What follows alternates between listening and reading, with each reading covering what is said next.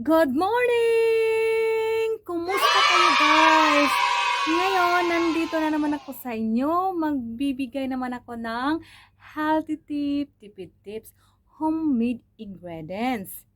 Mga within 3 weeks na hindi ako nakapagbigay sa inyo kasi itong ingredients na ibibigay ko sa inyo, ina-apply ko muna sa sarili ko bago ko i-share sa inyo. Itong ingredients na i-share ko sa inyo para sa winter weather, yung malamig na panahon. Kasi yung malamig na panahon, magdadry yung mukha natin, yung balat natin.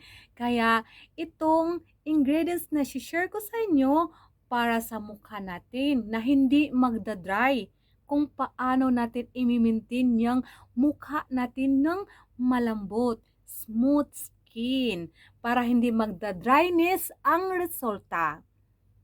Itong ingredients na ibibigay ko sa inyo, bago ko pa i-share ang mga ingredients, kung bago ka pa sa channel ko, please subscribe and click the buttons para naman ma-update ko ikaw sa susunod ng i-upload ko dito sa channel ko. Para sa pangpaganda natin na para panatilihin yung skin natin na malinis at healthy. Kaya, i-share ko na itong ingredients na para sa winter weather.